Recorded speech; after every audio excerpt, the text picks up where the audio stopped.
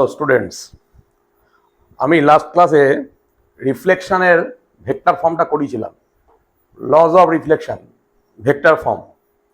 তার উপরে আজকে দু একটা অঙ্ক তোমাদের দেখাবো, ভালো করে অঙ্কগুলো খেয়াল করো। আর আগের ভিডিওটা যদি ঠিকমতো না দেখো তাহলে কিন্তু অঙ্কগুলো বুঝতে পারবে না। তাই লাস্ট যে ভিডিওটা করিয়েছিলাম রিফ্লেকশনের উপরে, সেটা অবশ্যই দেখতে হবে। খুব মন দিয়ে ভিডিওটা দেখো। আর যারা সাবস্ক্রাইব করো চ্যানেলটা সাবস্ক্রাইব করো, বন্ধুদের শেয়ার করো। তো শুরু করছি। এই যে বোর্ডের ওপরে একটা অঙ্ক দেখো, এই অঙ্কটা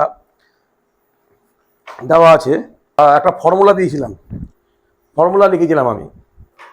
সেই ফর্মুলাটা হচ্ছে আমাদের এখানে ইনসিডেন্ট রে ভেক্টরটা দেওয়া আছে, আর নর্মালের ইউনিট ভেক্টরটা দেওয়া আছে, এটা ইউনিট ভেক্টর। আর find the vector along the reflected রে।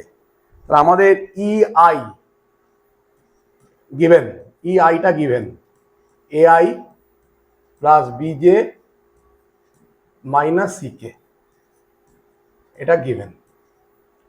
আর এন ক্যাপটা গিভেন, এন ক্যাপ গিভেন।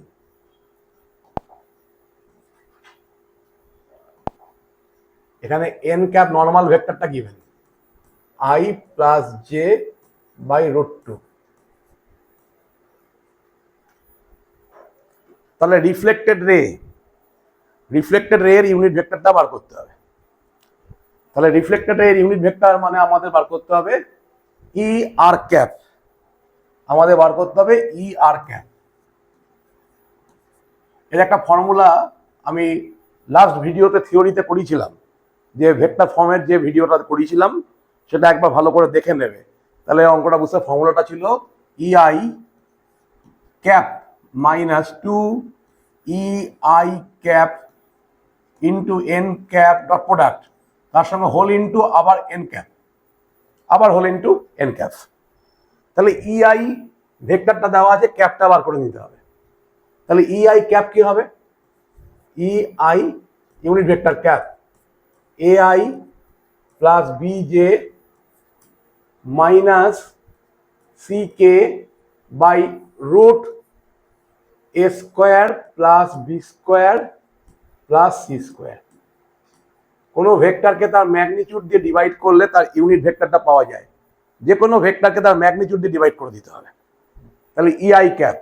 তাহলে এই ফর্মুলাটাতে আমি যদি বসিয়ে দিই যে a i plus b j plus c k by √a² plus b² plus c² minus 2 into e i dot, e i হচ্ছে a i plus b j minus c k. এখানে মাইনাস হবে না, এটা প্লাস হবে, এটা প্লাস হবে না, এটা মাইনাস হবে। B j minus c k by √a² plus b² plus c² dot n cap i plus j by √2 whole into n cap i plus j by √2। Just ফর্মুলাতে ভ্যালুগুলো বসিয়ে দিলাম আমি।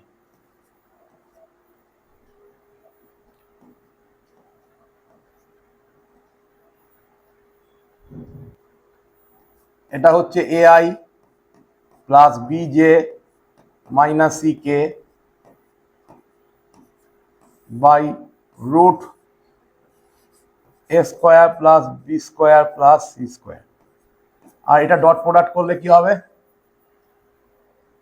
আই ইন্টু আই মানে a plus B by √a² plus b² plus c² into √2, তার সঙ্গে whole i plus j by √2।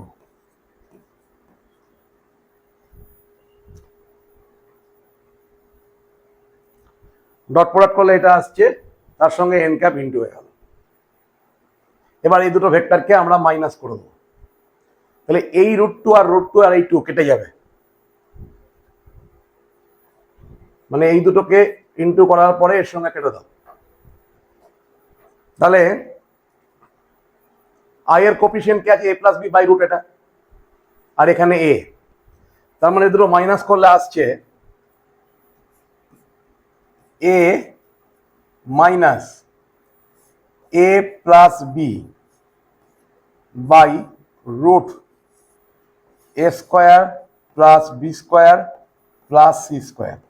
যেহেতু two কেটে গেছে, এটা into i plus b minus a plus B by root A square plus B square plus C square minus c cap, c এটা হবে j, আর c K by root A square plus B square plus C square, j cap.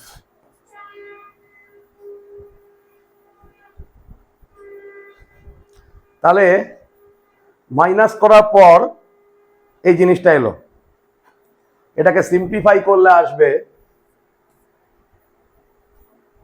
Minus বিআই, দেখো এ কেটে যাচ্ছে, minus বিআই cap minus এখানে A J and minus ck by root a square plus b square plus c square। এটা হচ্ছে reflected রের vector form, মানে ইউনিট ভেক্টরটা ই R cap minus B I minus A J minus C K by root A square plus B square plus C square. এই হচ্ছে অঙ্কটা solve. ভালো করে দেখো, আমি আরেকটা অঙ্ক দিচ্ছি। এই অঙ্কটা কিন্তু সেনগেজের অঙ্ক। এরপরে যেটা দেবো আমি আকাশ মেটেরিয়ালসের অঙ্ক, এই একই থিওরির ওপরে। নেক্সট অঙ্কটা নেক্সট ভিডিওতে দিচ্ছি আমি তোমাদের।